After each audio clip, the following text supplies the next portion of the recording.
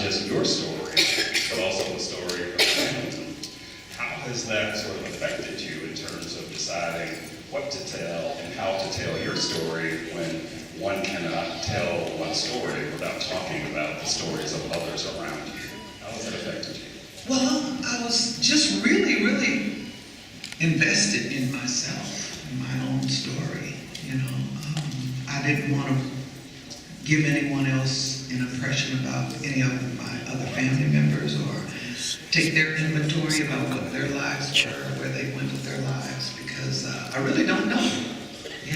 I mean, a little bit of it I know, but a lot of it is public domain. Would you ever remind one of your sisters of that? Yes, I did. That's what I like, is that groundedness. So we talked about the sister. Yes. And one thing that's interesting is, as I was reading the book, what I discovered is that each of these principles I'll remind you of seems to come out in what you say about your life. Which of these is the hardest for you in terms of your own sort of personal growth and evolution? Probably forgiveness. Forgiveness for myself.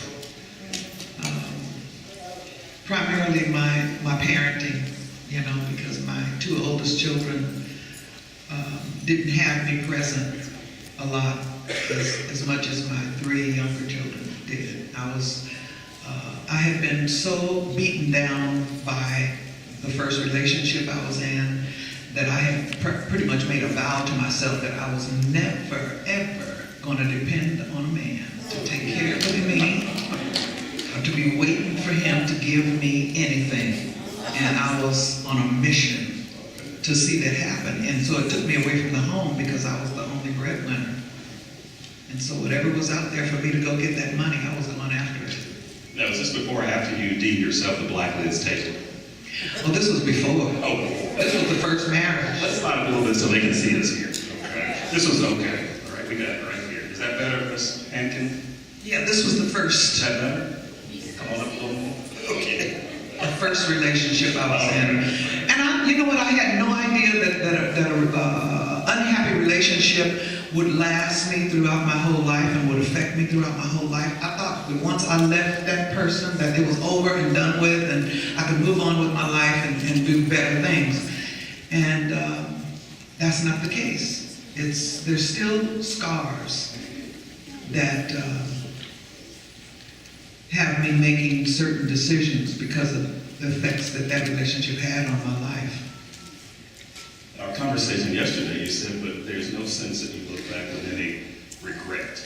Can you explain that in terms of, so many people said, I just regret having done this, I feel real guilty about this, but you seem not to say that you have any sense of regret, but not necessarily that you wouldn't do things differently. Right. Perhaps you can talk a little bit about that. I don't have a deep sense of regret because I feel like everything that I've been through has brought me to this point in my life. And I wouldn't have this story had I not had that experience, and I know that a lot of women have probably had some of the experiences that I've had, children out of wedlock and abusive relationships, trying to make it as a single parent and trying to be a parent. I mean, I'm still trying to get that right. There's no handbook for parenting, When you write that second book, share it with us. Some of us are still trying. Yeah, it's a tough one. I mean, just before I came out here tonight, my youngest daughter, who's 22 years old, we were back in the green room. Where's Kathy? Yeah, me and Kathy sitting back there in the green room. And my daughter's texting me saying, Mom, all my friends are getting flowers and candy for Valentine's Day from their parents.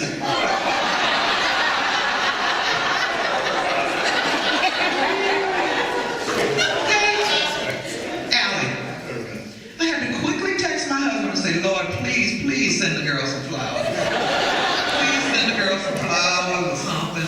Oh. So she called you, though, and not Oh, yeah, it's always me. It's always Mom, I need. Yeah. That sort of brings me to this notion here, that there is a kind of gendered nature of the story that you tell, too.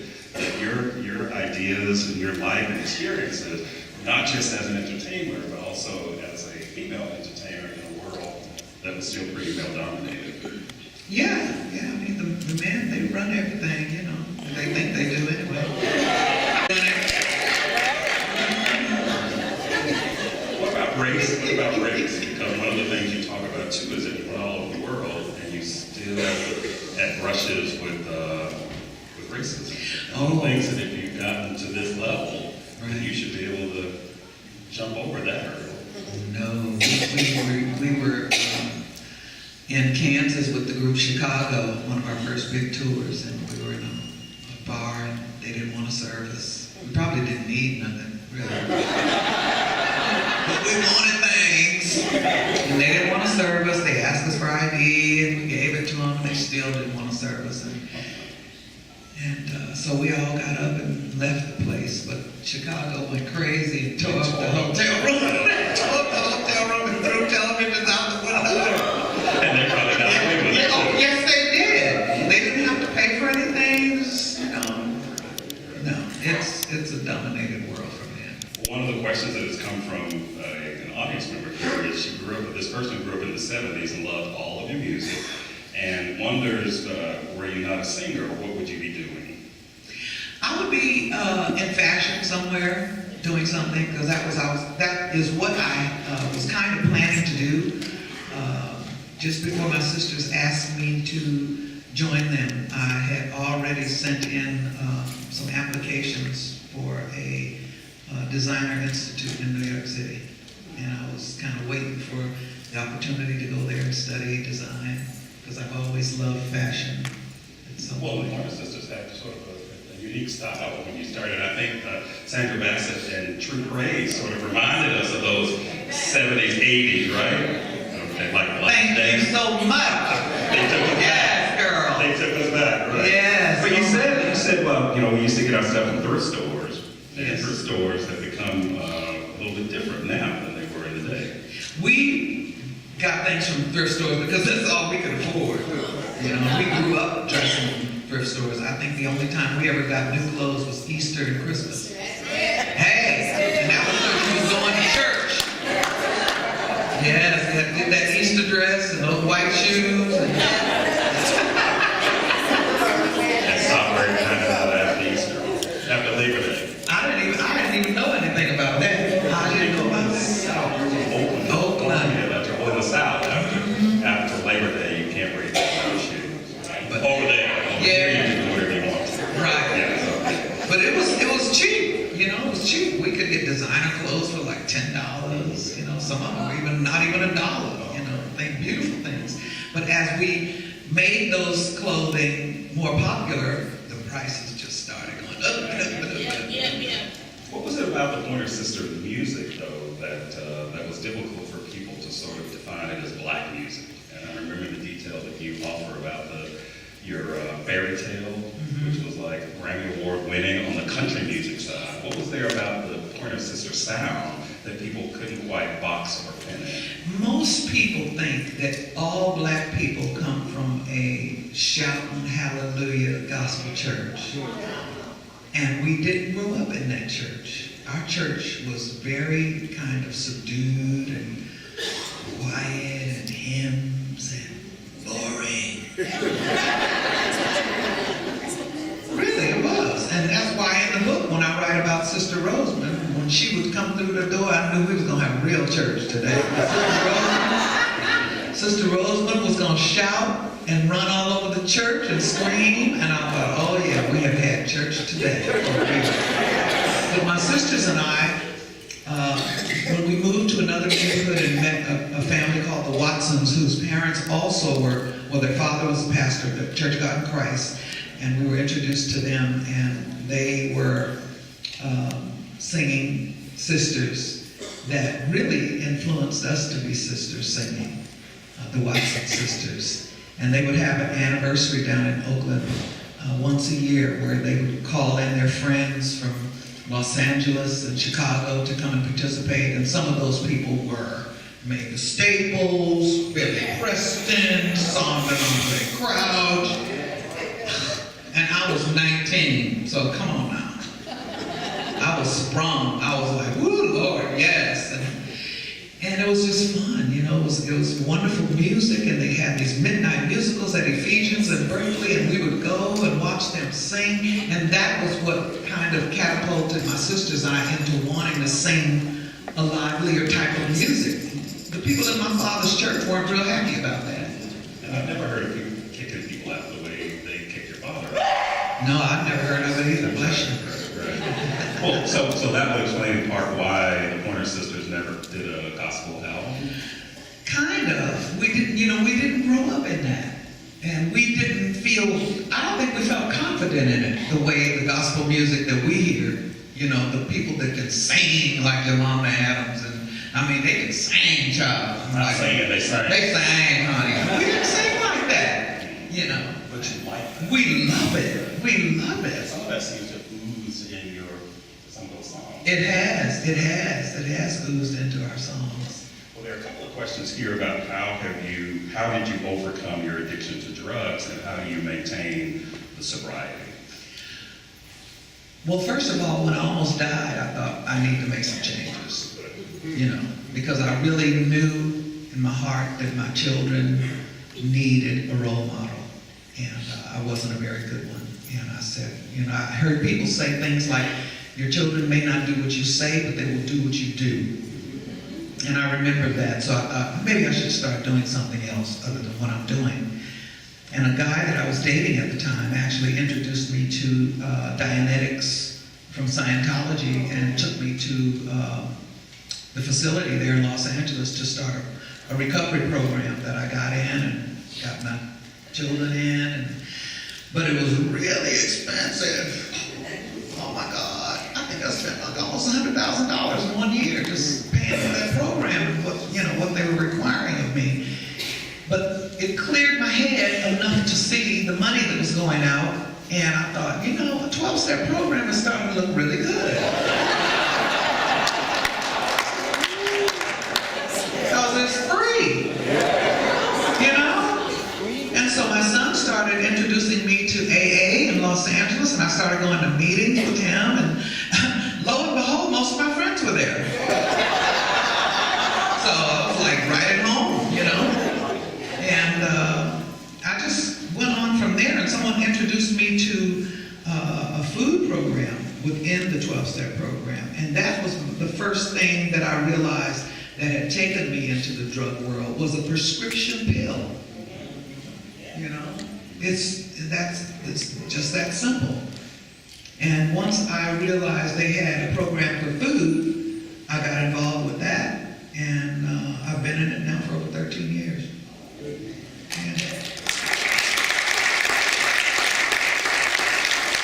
I remember reading this in the book, so there's somebody who knows more than those who read the book know that you like. It says, you left a prestigious job at Folger. Yes. And were making serious bucks. What was the motivation behind your pursuing the musical career? Because it was something that I loved to do. You know, singing was something that I could do. You know, I didn't have to be trained for it. You know, me and my sisters, I knew we could sing. And I thought, what a better way to make a living, doing something that you love. You know, and when they offered it to me, why not? What's been the most challenging part about that? Because you and I have had some conversations when we were talking about the We Are the World project. Mm-hmm. And you were saying that you all would have a solo part if your sister's husband, your brother-in-law, had been more interested in... More sane? Yes, yes.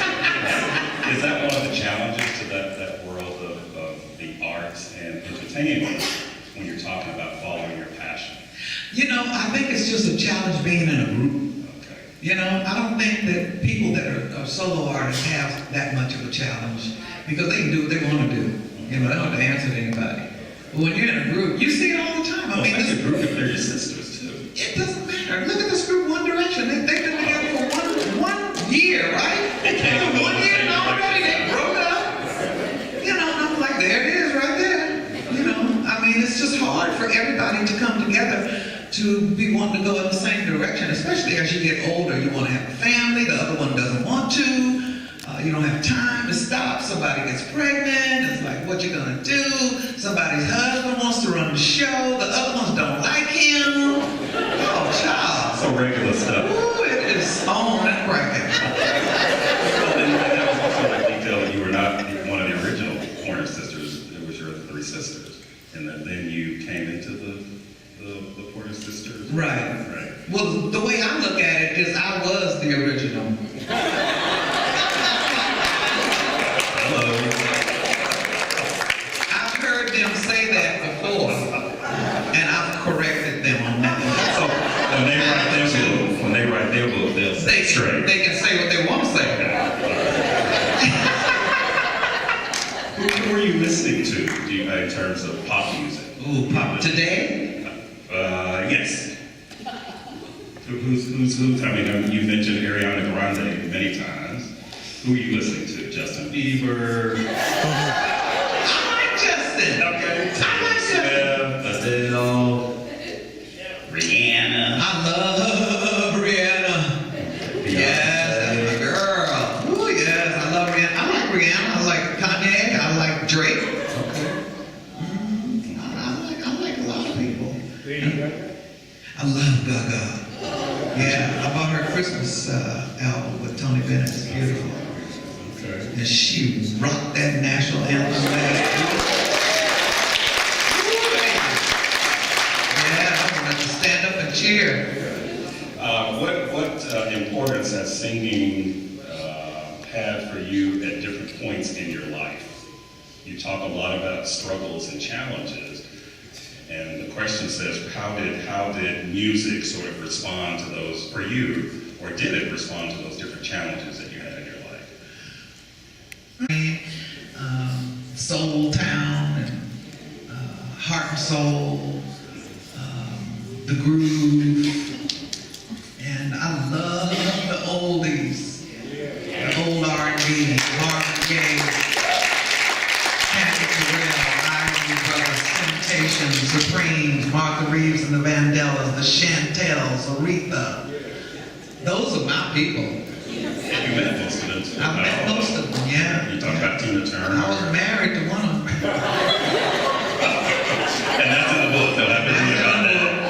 And she goes into great details about that relationship. That was Donald or Dennis. Dennis, one of those D's. We had a good time. Didn't we, Fawn? Says, we are human, we are frail. How do you help others overcome their mistakes when we're all weak? How do we overcome our mistakes when we are all weak? I guess you just have to forgive yourself. You know, you have to forgive yourself. We are all human beings. We make mistakes. And I think that was one of the most beautiful things that I found out about my Christianity was that how merciful God is.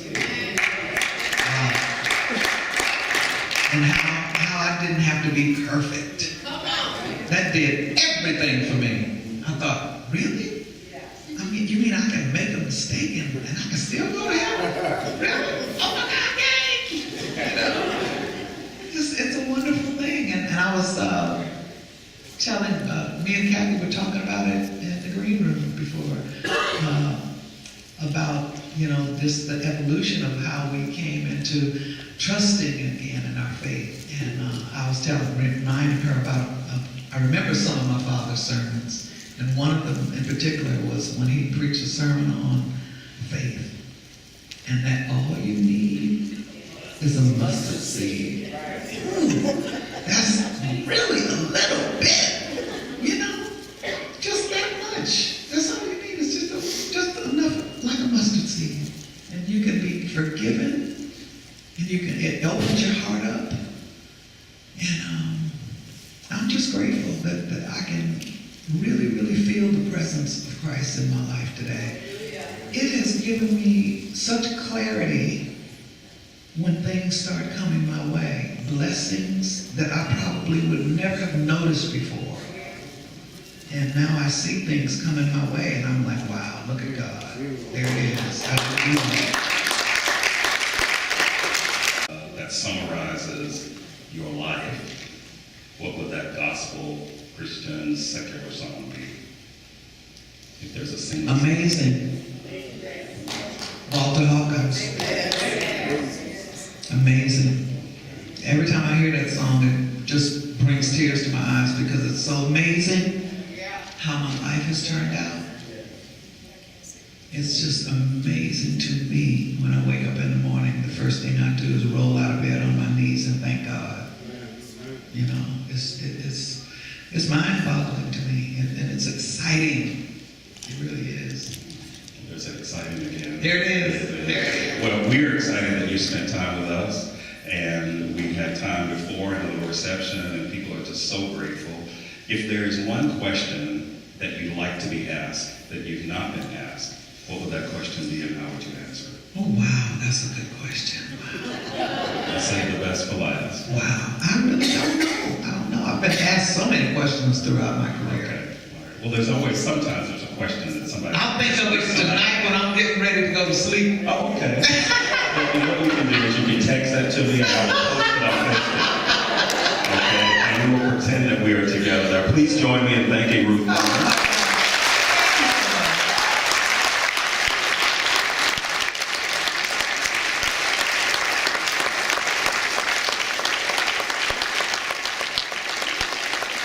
Help us recruit her to come on over. She loves the sunshine.